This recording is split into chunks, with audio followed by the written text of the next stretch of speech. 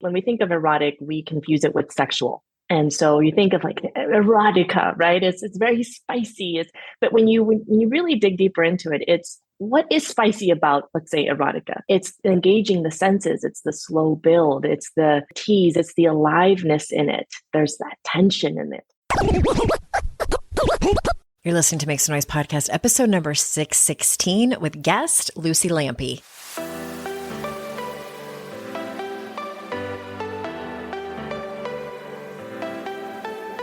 Welcome to Make Some Noise podcast, your guide for strategies, tools, and insight to empower yourself. I'm your host, Andrea Owen, global speaker, entrepreneur, life coach since 2007, and author of 3 books that have been translated into 18 languages and are available in 22 countries. Each week, I'll bring you a guest or a lesson that will help you maximize unshakable confidence, master resilience, and make some noise in your life. You ready? Let's go. Hi, everyone. Welcome to another episode of the podcast. I am so glad that you're here with me today. I have an exciting guest. I was so looking forward to this interview. I have an absolute girl crush on our guest today, Luci Lampe. And if you go and follow her on Instagram, you'll see why. You'll see why, partly because she's stunning, all of those things, just energetically, she's amazing. And the work that she does is something that I personally need in my life right now. So I think that's part of why I'm so drawn to her and her work. I'm going to tell you about her in just a minute. But if you're listening to this in real time, today is the first day of the Writing Experience program that I'm hosting with my dear friend, Amy Ehlers. There is still time to join us. So if you head on over to writingexperienceprogram.com, also the link is in the show notes, of course, as always. If you are somebody who has a writing project, either half finished that you're inconsistent about, or you want to start one, this is the program for me. That's the meta view. More specifically, it's for anyone who wants to come together in community to write and also get support, guidance, coaching from 2 amazing coaches with 35 years experience between the 2 of us, 5 books, about to be 6 books between us. Whether you want to self-publish, whether you want to traditionally publish, whether you want to write a screenplay, some poetry, even just get your journaling ritual just off the ground, go check it out. Go check out the info page, writingexperienceprogram.com. We would love to see you. All right, today's guest. It's amazing. Let me tell you a little bit about her. Luci Lampe is a mom of 4, trauma-informed sex and relationship coach, award-winning singer and songwriter, commercial actress and print model, and 3 times author. Her writing has been featured on the Huffington Post, Forbes, Entrepreneur.com, CBS, and Fox. After overcoming an autoimmune disorder and embarking on a deep healing journey and spiritual awakening during her former husband's 2-year disability and depression, Luci's work shifted deeper into the realms of erotic liberation and spiritual reclamation. Now, after her journey of conscious uncoupling after a 17-year marriage, she brings a new depth to the message of open-hearted living and relating for couples, women, and men. Professionally, she draws upon her studies and certifications in neuro-linguistic programming, somatic experience, cognitive behavioral therapy, hypnotherapy, reiki, counseling, EFT tapping, and her degree in exercise science to create unique, powerful programs and curricula for her clients and members. So without further ado, here is Luci. Luci, thank you so much for being here. I'm so excited to talk to you. I'm excited to be here. I feel like it's been a long time we've been waiting for this. I know there's been some reschedules and it's like summer and we finally made it. I had some technical difficulties getting on here and I'm like, I'm not going to reschedule this again. Not again. We're going to do it this time. Not again. I want to start by, this is a kind of a very big, broad question. So you can answer it however you want. You can take as much time as you want to, but I love when I get experts on who are in your niche around women's empowerment, but not just women's empowerment, about like really like kind of like the rewilding, the truly leaning into our natural kind of source energy. What to you does it mean to embody our wildness? Can we start there? Oh, yes. I feel like it's really exploring the full spectrum of womanhood. Okay. And going into those parts that have been more judged and labeled and kind of, rejected of like, oh, that's too much, that's too intense, that's too soft, that's too vulnerable. So the rewilding element to me is not just embracing the intensity, but also the really tender parts and welcoming all of that and embodying that. And yeah, so for me, it's more of like embracing the bigger spectrum of what it is to be a woman and what it is to be a human. If we had to sort of distill it down, is it elements of embracing both our masculine and feminine and the light and the dark and things like that? Yes, yes, yes. You know what's funny to me, but not funny, is that as someone who is pretty much kind of always scanning social media and looking for people to have on my show, when I am going through something in particular, the more those types of people show up for me, even if I'm not sure that that's what I need in my life at the moment. So 10, 12 years ago, it was, Brene Brown kept coming up on my radar. So I went and got certified in her work, and it was around shame work. And I was like, are you kidding me? Like who would have thought me?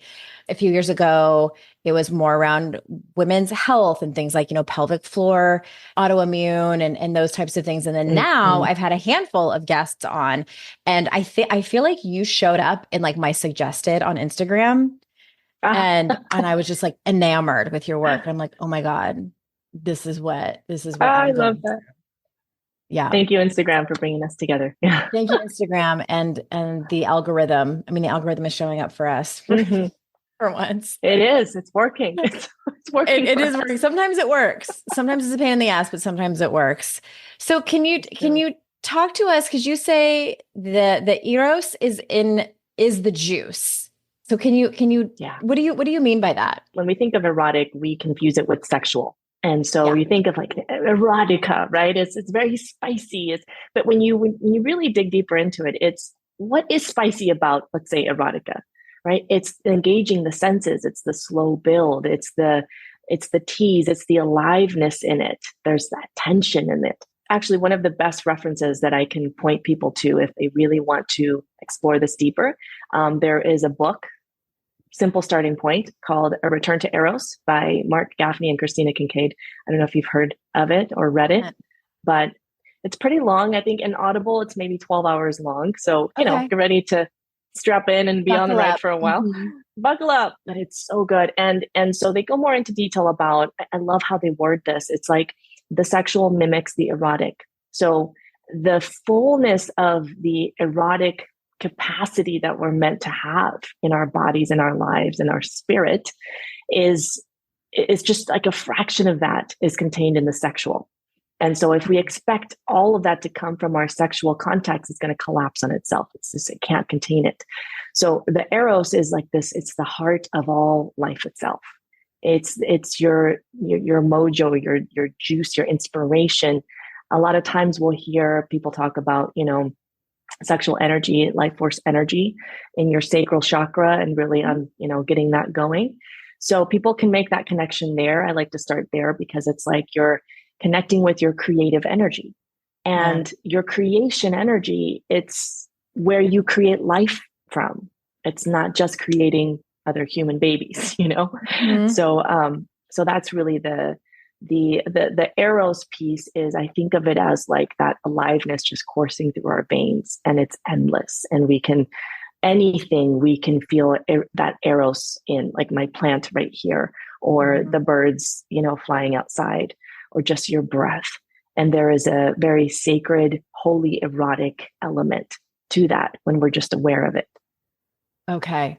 So many years ago, I admitted, I think it was on a podcast episode I did with Charlie Gilkey, came on my show, and I was almost embarrassed to admit it. And I told him that I think it was when I got the idea for my third book, and it was a feeling in my stomach that mimicked sexual arousal.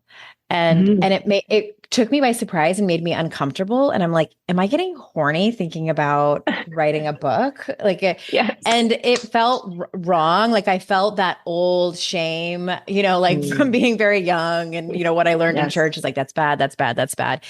And I can't remember if it was him or not that said, it might've been my friend Elizabeth D'Alto that said like, well, that's where your, that's your sacral chakra. That's the birth of creativity. It doesn't necessarily have to mean that you want to have intercourse. It's just like part of that whole, like what you just described. So am I on the right track with that? Mm-hmm. Yes, yes. And this is exactly why also a lot of times the path to unlocking that is to do the sexual healing work first. Because when we have all of these, the shame blocks and all of these things of like, oh, I shouldn't feel anything down there. This is bad. I'm going to go to hell if I think about this too much, because for me, there was no deeper trauma in my psyche than associating my turn on for life and for just pleasuring myself with eternal damnation. Like that's an eternal consequence. So of course, everything in me was like, nope, we got to shut that down for so long because it's not safe. So we got to really return to our bodies. This is a big part of the rewilding process as well, honestly, is coming back to our erotic innocence and our sexual innocence. Anything that is in the way of like kind of distorting or clouding who we are as sexual beings, because that will definitely get in the way of all the deeper stuff. It's interesting. Like eternal damnation is for sure a consequence. And I know for me, it was that, but more so just the consequence here on earth of leaning into that aliveness and those feelings and pleasure and all of those things, because of the social conditioning that we receive as young girls and women. Okay. So I want to take a couple steps back and like people listening to this show right now, they might be like, okay, this all sounds fun and even, very, very interesting. And I want to do this, but where do I start? Should they start with the healing of the sexual trauma? Like, how can they kind of do this at home? One of the core pieces of this is really starting from scratch, going to the inner child. So, like for me personally, just a glimpse into my journey in the early years of it. The very first thing for me, before even the inner child, but it was kind of intertwined, was just being honest about my emotions, just having a safe space to feel whatever I needed to feel. And because a lot of that conditioning that we do receive, especially as women, is this whole good girl programming of, you got to be quiet and meek and mild and obey and you're here to serve and be a martyr. And there were so many of those layers to undo for me, especially because I did grow up as a pastor's kid. And so there was my whole life was about service. Yeah, that's not in my bio, but twice over because my father and both my stepdad were ministers. Yeah, there was a lot of deconditioning for me. And I tend to attract a lot of women who have had some form of religious programming trauma in that sense, especially around their sexuality. But it's giving yourself permission to be authentic in, okay, this hurts. This sucks. I'm angry about this. The first time that I was able to access my rage, I was in the context of a safe group of people, a community that I felt like I could show them all of me. I could be messy and I could be ugly and I could be intense and that was the first time I ever screamed. That unlocked a lot for me. So from there, also going deeper into, okay, what are the things that me as a little girl, my heart was feeling, but my mind, the logic justified whatever happened. And so I didn't get to feel that in my body. So much of this is really returning to the various stages of that inner child, the inner teen. God, when you get to that point, it's good luck. Yeah. That was the hardest for me. And from there, unlocking, you're going to naturally begin to expose more of those layers around your sexuality. Like one of my first conscious memories as a small child was I was touching myself in the backseat of the car when I was bored. I was a little kid. And I was shamed for it. And I was like, oh, that's disgusting. And I wanted to just like sink into the crack of the chair and disappear. And my body remembered that feeling. So anytime growing up that I would feel that like desire for pleasure or just like exploring my body, I would feel like this contraction, So yeah, I would say that's where it begins. Okay. Easy stuff. No problem there. Yeah. No big deal. Just crack your heart open from the last few decades.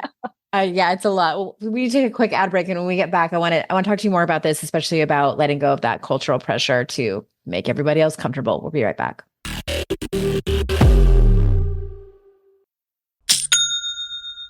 Shopify's already taken the cash register online, helping millions sell billions around the world. But did you know that Shopify can do the same thing at your retail store?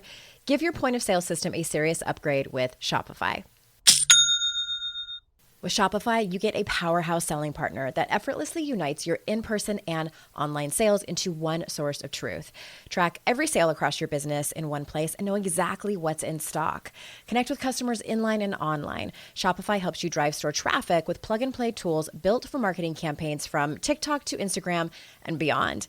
Get hardware that fits your business. Take payments by smartphone, transform your tablet into a point of sale system, or use Shopify's POS Go mobile device for a battle-tested solution.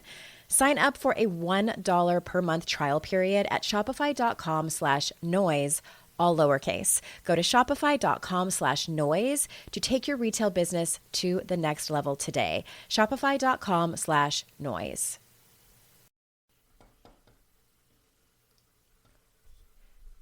Fast forward to the end of 2024 and think about your goals. What can you do right now to give yourself the best chance of succeeding? If you want to learn a new language, you absolutely should get Babbel. Don't pay hundreds of dollars for private tutors or waste hours on apps that don't really help you speak the language. Babbel's quick 10-minute lessons are handcrafted by over 200 language experts to help you start speaking a new language in as little as 3 weeks. Babbel's designed by real people for real conversations. Studies from Yale, Michigan State University, and others continue to prove Babbel is better. One study found that using Babbel for 15 hours is equivalent to a full semester at college. Now it's so easy to speak simple conversation phrases with the guy that takes care of my lawn without having to consult language apps. Here's a special limited time deal for our listeners. Right now, get up to 60% off your Babbel subscription, but only for our listeners at babbel.com/noise. Get up to 60% off at babbel.com/noise, spelled BABBEL.com/noise. Rules and restrictions may apply. I have definitely been in that place where my paycheck ran out before the next one got here. Life doesn't happen bi-weekly, so why should payday? The money you earn can be in your hands today with Earnin. Earnin is an app that gives you access to your pay as you work, up to $100 per day or up to $750 per pay period. Just download the Earnin app and verify your paycheck. Then access up to $100 a day as you work and leave an optional tip. Any money you access plus tips are automatically repaid from your next paycheck. You can use Earnin to pay for a girls' night out, a last-minute gift for a loved one, or even summer camp for the kids. Make Earnin a part of your financial routine and join Earnin's over 3.5 million customers who say things like, when I think about Earnin, I think about financial stability, security. It gives me a lot of peace of mind. Download Earnin today, spelled EARNIN, in the Google Play or Apple App Store. When you download the Earnin app, type in noise under podcast when you sign up. It really, really helps the show. Noise under podcast. Subject to your available earnings, location, daily max, and pay period max. See earnin.com/TOS for details. Earnin is a financial technology company, not a bank. Bank products are issued by Evolve Bank and Trust, member FDIC.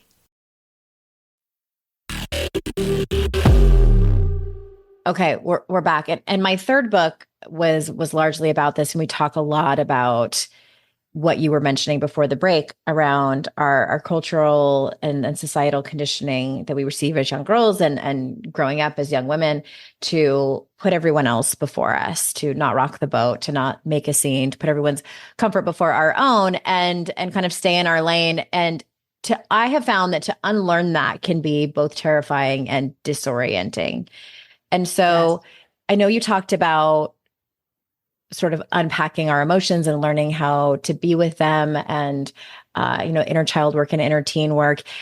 I would love to just expand on it because I think that it's one of those things that, at least for me in my experience, when I would hear about that, I would be like, that is scary. And how, so I guess my specific question is, what would you say to someone who might be kind of stuck in that place of, the way I describe it is, if I open up Pandora's box, I'm never going to stop crying. And so that's what stops them. Like they're so worried about going too deep in where they won't be able to control. That's what I hear from women. They're like, I don't like that feeling of not being able to control how Mm, I emote and how I'm expressing and things like that. What would you say to that?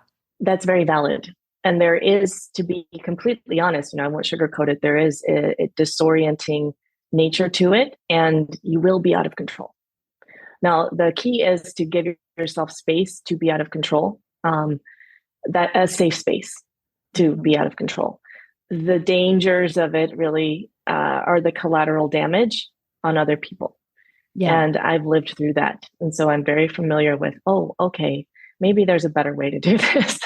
Where in the name of like, oh, I'm going to be authentically expressive. And then we just steamroll somebody else, or we really damage, a relationship, and then we have to repair it. Now, that can be a really valuable part of the learning process of learning how to navigate conflict repair, really, owning up, getting back in integrity with who you are. But if you can avoid some of that heartache that's a little unnecessary, maybe, Extreme. then yeah, do it. So a lot of that is what I talk about in what I would call the wild feminine embodiment. Because this wild feminine energy, right, in the more esoteric sense, you could say, it's very purifying, and it does not stand for bullshit. Like, it will not put up with anything other than the complete truth. Now, where a lot of women get mixed up in this is they think that they are now in a position where it's their responsibility to expose everyone else's truth. Right. When really it's time for this energy. Let's say if this is like, I picture this as a divine mother, a divine feminine, like cosmic feminine energy that is, it's ultimately for me. It's helping me, but it needs to purify me. So I need to be shown my shadows and my fears and my ways that I'm judging other people. And that needs to work itself out through me before I can even think about, hey, let me talk to you about this thing that I see in you. So going back to kind of my old biblical references, it's like remove the plank from your eye before I get to tell you about the plank in yours type of thing. Because then it brings a whole different energy to the space. And we are getting purified of our like judgments and our distorted perceptions of things. So that's why it's so important to be in a space and create a consistent space for ourselves. For me, it's like a space like this, just to come in here. Do I feel activated? Do I feel angry? Do I feel like, even if it's like a sacred rage and it's justified and I need to move with that energy, I'm going to be in a space by myself to really feel through that, let it run its course through my body, and do the deeper work in that. Let myself be out of control, but in a safe environment. And maybe it's because I've worked in this sort of niche for a while. And so I've been privileged enough to not only host retreats, but go to retreats and be around these types of people that can facilitate and hold the safe space. And I know that that is not always available to everyone in terms of a resource. And also there are some counselors and therapists who, that you trust, that you've already built the relationship. And there are some friends, I think, especially our female friends, can hold that space. I mentioned this on a couple of podcast episodes, but I think it's worth repeating for people to hear, is one of the things that, and I also want to preface this by saying anger has always been easy for me to access, and even rage at times. And it's never really been anything that I've been afraid of, which I know is not the case for a lot of women. If no one's home, I will scream all of the things that I want to scream at someone that I would never, because I know that that's collateral damage, that it's highly just terrible and would do no good. But yeah, when no one's home, I will scream the most awful, hateful things that it's living in my body. And to the point where I've joked about this on social media 2 different times recently, because I'm going through a divorce. It's been contentious. I've peed a little because I didn't realize that screaming and flying into a rage like that puts a lot of pressure on your pelvic floor. So you've all been forewarned. Little incontinence. And then I'm like, damn it. But yeah, that has honestly been one of the most healing things, not just for the situation and the circumstance present day, but also, like you're mentioning, for like my inner teenager who was so fucking angry, who did not have the ability or safe place to express her emotions, that made herself wrong for those emotions. Other people told her she was wrong for having those emotions. So I just want to emphasize again for those people listening, how healing, helpful, and loving and compassionate it is for myself to do that. And so, yeah, just a little nudge of encouragement there from me. Yeah, that's a big thing too. And also recognizing in those moments, like early, like going through my divorce, I realized that a lot of the deeper grief, it had nothing to do with my ex-husband. It was my inner teenager stuff. Like she made herself wrong for maybe driving her father away and making him go crazy. It was something like that. If I would have been less stressful for my mom, she would have driven him less crazy and he could have held, he could have stayed. It's that kind of stuff. And so we get to really, it's not a one-time thing. It's, you get to keep returning to that. Okay, it's me, not me against me, but it's me and me ultimately. Yeah. It's not me and my father. It's not me and my ex-husband. It's not me and a new partner. Like it's me and me. And when you really get that and you're like, okay, that's the work. And ultimately too, it's me and like this something bigger that's holding me, I believe. Yeah. That I'm being supported. I love that you articulated that. I don't know if I've ever looked at it that way, but I sort of knew it unconsciously. You're absolutely right. Yeah. It's not necessarily like, would I have liked to have screamed all those things at certain people? In the moment, yes, but long term, no. No, not at all. Because I'm not a cruel person. I don't get any satisfaction from yelling such harmful and awful things to people. But it needed to be out of my body. It needed to almost be like an exorcism of sorts. Yes. You're vomiting it out. It's like you need to cleanse it. Get it out. And it mimicked. Have you seen the movie Mean Girls? Yes. Okay. Yes. And Regina George many times has her full on fucking meltdown. And then she gets out the burn book, and she's like scream. That's what mine looked like. Just like screaming and just like red faced, sweating, hair everywhere. I could have won an Academy Award for that. It's an Academy Award performance. Oh, it was. I did it a couple times, like in the spring of earlier this year. Yeah. And it's also one of those things where I could never, I shouldn't say never, but it's hard to go back and do it, like schedule it in. Like it had to be in the moment. No, I think like I got an email or had a phone call that went sideways and was just like, was able to completely just lose my shit. And it was amazing. I highly, highly recommend it. All right. Slightly switching gears, but very directly related. Can you talk to us about cutting energetic cords for someone that's never heard of that? Can you explain what it is and maybe how to do it? Yeah. So I think, okay. I do want to make a distinction too between when you get into more of the spiritual sense of like karmic contracts, soul contracts, things like that. It's not like you can just decide like, okay, I'm done here. Like it really has to come to completion. Like with me and my marriage, there was a clear, like, this is complete. It wasn't like, fuck you, I'm out. It was like, we actually parted with love, and it was not easy still, but it was like, this, we need to set each other free. When it comes to cutting energetic cords, I think of this as like there's an energetic tie to, let's say, throughout the process of uncoupling and divorce, there were so many places that we used to go to together, right? And I'm the kind of person, I refuse to make anything off limits just because I did that with that person, or make this date really, I can't talk about that date of the year because that was our date, So I want to redeem it. I want to reclaim it. And part of that is I would go back to those spaces and, for example, sit on the bench that we used to sit and smoke our cigars together, and imagine like saying thank you and really feeling the deep gratitude and then releasing it. Like just literally visualizing cutting a cord that is energetically tethering, and just his energy goes back to him, my energy goes back to me. And this is something that with a process like this, you've got to do again and again and again in different contexts. And that's how I, came back to how the energy in our home now is what it is. It doesn't have this weightiness, this heaviness, this like, oh, somebody's missing. Cutting those cords, it's really about bringing your energy back to yourself and not leaking that to someone else. And what's interesting is that if those of you who are consciously aware of when you feel that tethering to someone, it's almost like a calling, like a beacon.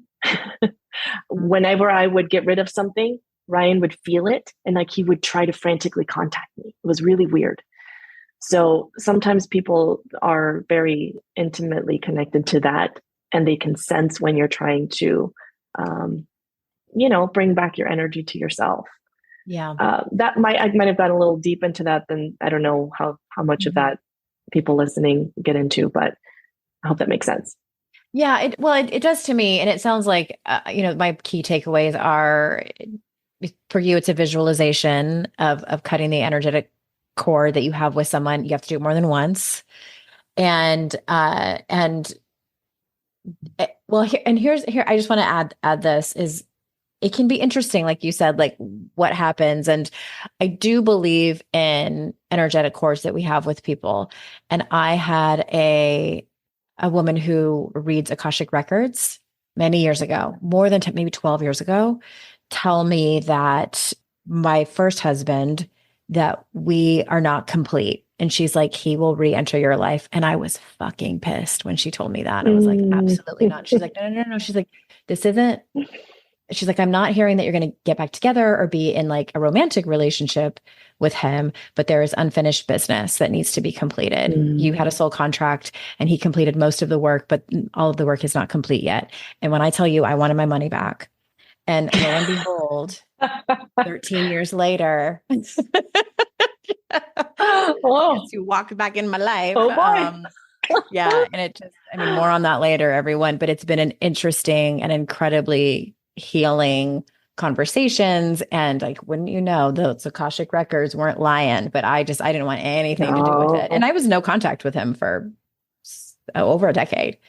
It's just very, very interesting. Yeah. Kind of a side note about cutting energetic cords. And there's like rituals that you can do around that, correct? Yeah. Oh, absolutely. There's no lack of rituals. There's like candles and you attach string, and it's all just whatever helps you to energetically release that. Some people want they enjoy more of the ritual of it. It depends. For me, it depends. Sometimes I will, sometimes I won't. Now I tend to lean more on the side of the path of least resistance. So the less supplies I need to get, but sometimes it's nice to have all the things and immerse yourself in the senses. Yeah, that is nice. Do it on a new moon or a full moon, or really get into it with herbs and 23 herbs and spices. Yes. Okay. We need to take one more break. When we get back, I want to talk to you about self-pleasure. So we'll be right back. Today's podcast is sponsored by MIDI Health. Ladies, are you over 40 like me and dealing with hot flashes, insomnia, brain fog, moodiness, some vaginal dryness, or weight gain? Don't just accept it as part of aging. These symptoms are often linked to hormonal changes during perimenopause and menopause. At MIDI Health, they get it. Their experts know what you're going through and how to help. MIDI clinicians are menopause specialists offering safe, effective, FDA-approved solutions. And guess what? MIDI care is covered by insurance. So stop pushing through it alone. Schedule a virtual visit and dive deep into your unique symptoms and health background. You'll walk away feeling heard and with a plan to start feeling better. Visit MIDI Health today and reclaim your well-being. You deserve to feel great. Book your virtual visit today at joinmidi.com. That's joinmidi.com. joinmidi.com. When you're listening to a song on the radio and you get the profound feeling that the song playing was written about you? Now imagine having the power to gift that same incredible feeling to someone you love with an original song from Songfinch that actually is written just for them. Songfinch lets you create an original radio quality song inspired by your own life and the people you love. It's completely unique, personal, and lasts forever. Whether your song is for Father's Day, an upcoming graduation, wedding, or anniversary, or even just a gift to show your loved one how much you care, start your song now to lock in one of Songfinch's top artists. I gifted Songfinch to myself, a song about my late father, and I'm so excited to play you a clip. Flipping through the slides of learning how to live and how to love, and coming undone I by the daughters without, so she writes it down. One of my clients heard about Songfinch from this podcast, and so she had a song created for her son who was graduating, and she told me that they both cried when she played it for him and that it exceeded her expectations. For a limited time, Songfinch is letting our listeners upload their song to Spotify for free, so you and the lucky person you gift it to can listen to it anywhere, anytime. Go to songfinch.com/noise and start your song. After you purchase, you'll be prompted to add Spotify streaming for your original song for free, a $50 value. Again, my URL is songfinch.com/noise. Don't forget to share your song with us too. songfinch.com/noise. I'd like to introduce you to the Minimalist Moms podcast. It's hard enough being a mom, and the last thing you need is stress from too much stuff and an overcrowded schedule. For too long, I lived with the mindset that bigger was better, and the more I added to my life, instead of feeling better, I felt overwhelmed. It was time for a radical new mindset. Less is more. I'm not into extremes. I didn't throw everything away. My brand of minimalism is more about adding than subtracting. Get rid of the excess to make room for what you love. In other words, it's about living life with purpose. I hope you'll listen in, and my guest and myself can inspire you to think more and do with less. The Minimalist Moms podcast, available wherever you listen to podcasts.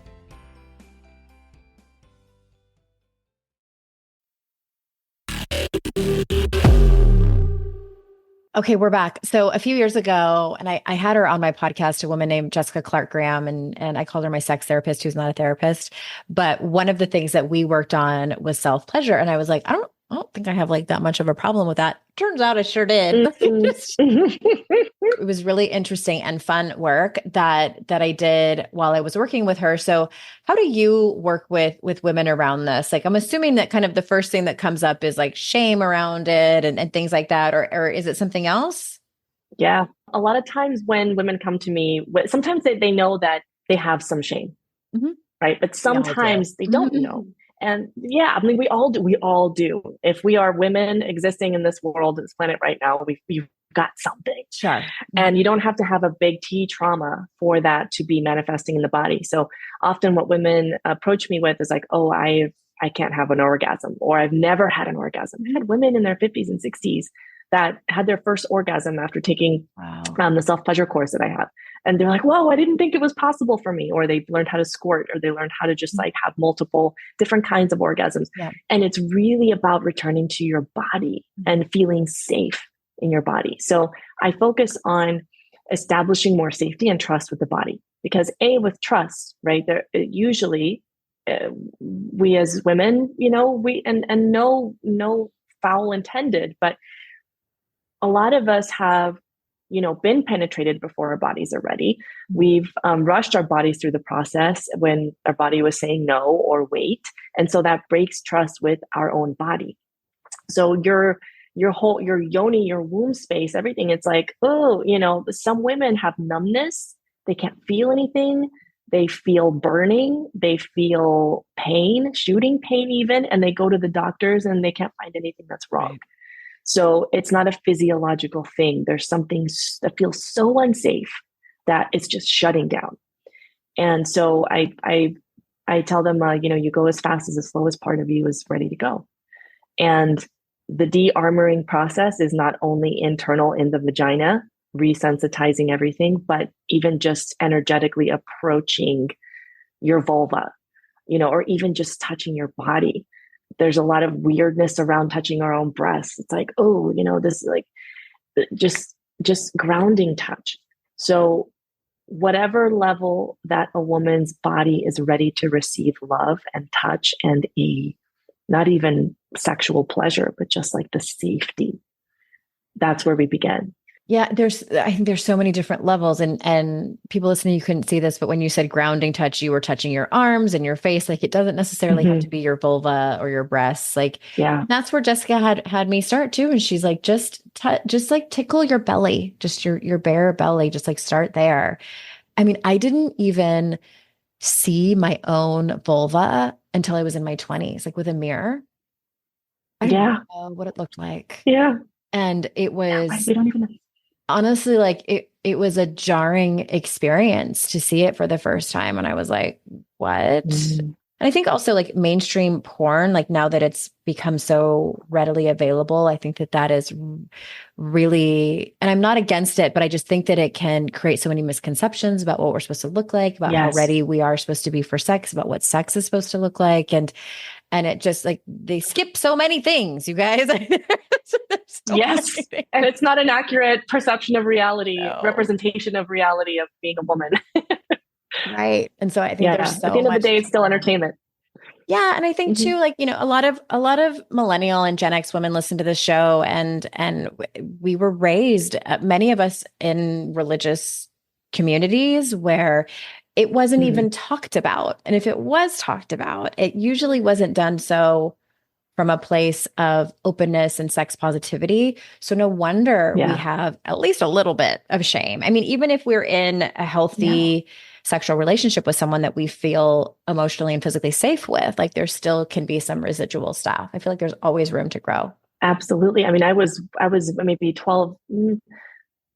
11 years into my marriage at the time. We divorced after 17 before I recognized that, oh, I am a sexual being. I don't just, have sex to please my husband. Yeah. I actually do enjoy this. Yeah. I enjoy pleasure. And because I didn't feel safe to really fully flourish sexually, even after being married, even after having pushed children out of my vagina. Mhm. It seems so unfair, right? I've known women who have 5, 6 kids and they never had an orgasm. They're like, I'm like, this is not fair for you. Let's please, Yeah. let's explore.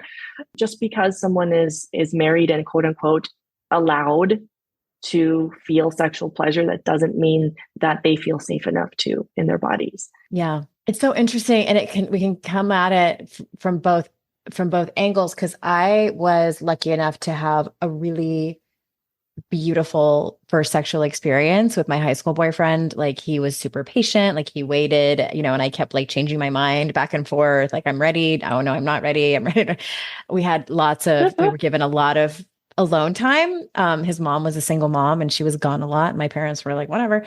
And he was patient. He was a Cancer. He used to write me poetry and was just sweet and romantic. Yes. And I've thanked him even as an adult. I've like DM'd him on Facebook Messenger, and I'm like, thank you so much for that. We were together for 2 years. Like, thank you so much for that experience. I know that not every woman gets that. And anyway, but I remember being 15, 16 and being like, oh, I love this. This is amazing.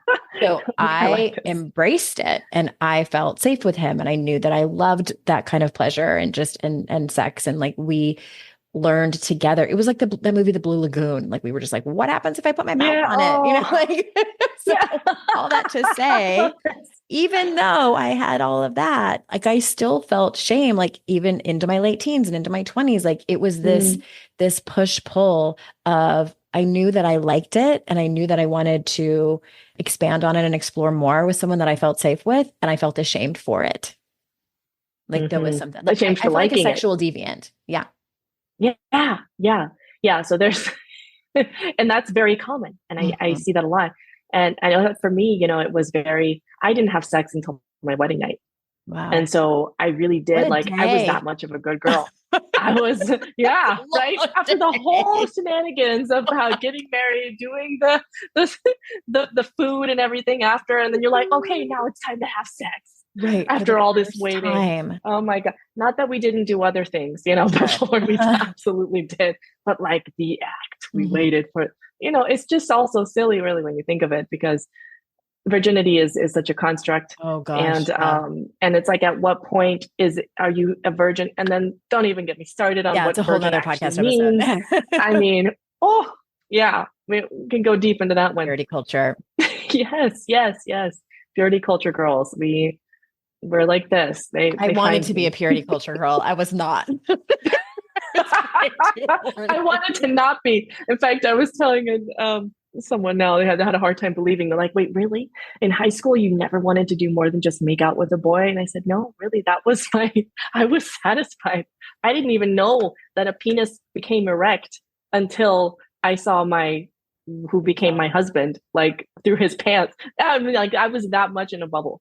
Wow. So I had quite a journey. Literally, I didn't know. I always thought, how do they tuck it in? You know, if it gets, So many questions. it's almost embarrassing to admit. So many questions. Well, yeah. How would you know? Yeah, it's wild. How would I know? Well, speaking of, I want to ask you one more question before we close up, because you also work with couples, correct? Yes. So what is sort of the most common thing that couples come to you for, and what do you work on? The number one thing, I would say, the surface level issue is that there's a mismatch in sexual desires. Okay.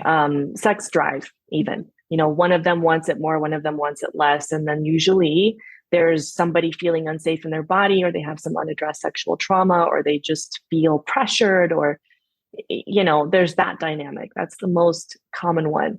And as we start to go deeper into that, we find all kinds of other stuff that is not even about that. That's usually a thing that they come to. And so I'm assuming that the work is around sort of like unpacking and holding space for the trauma, and for them to kind of do their own work around it. Yeah. And also expressing unresolved resentments.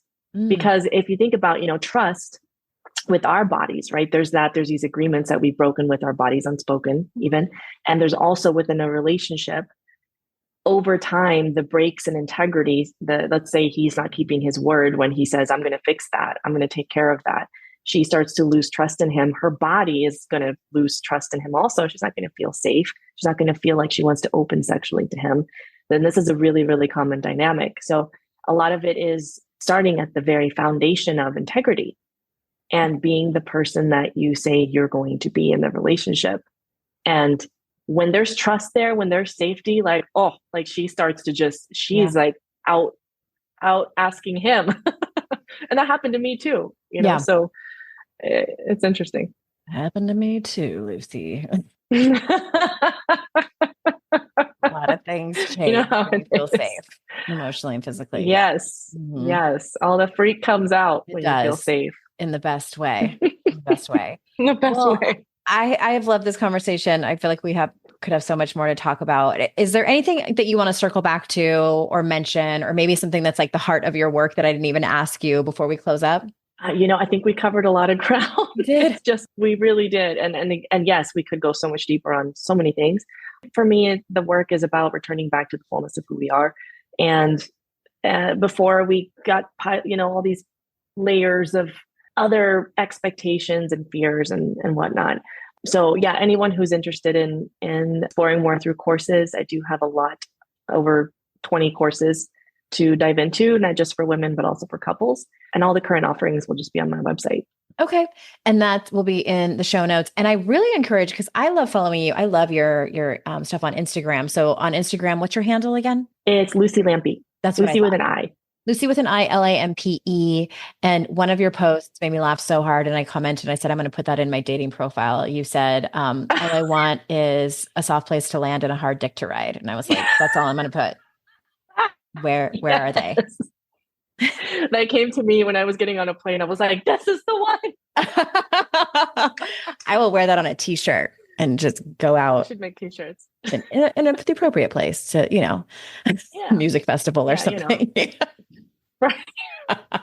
Or, you know, to the grocery store. I was going to say that, but I'm like, no, I have to behave. It's not to the school pickup. No, I wouldn't do that to my children. Definitely not there. Although I would think it was funny. Thank you so much for being here. I'm so grateful for your time. And listeners, I am so grateful for your time. I know how precious it is. And I am so grateful that you choose to spend it with me and my guests. And remember, it's our life's journey to make ourselves better humans, and our life's responsibility to make the world a better place. Bye for now. Hey listeners, if you work for a company that does professional development, did you know that I offer leadership training, more specifically empathy and assertiveness, and how it makes stronger teams? You can see more on my speaking page at AndreaOwen.com/speaking, where there's also a contact button there, so you can fill out that form and let's chat.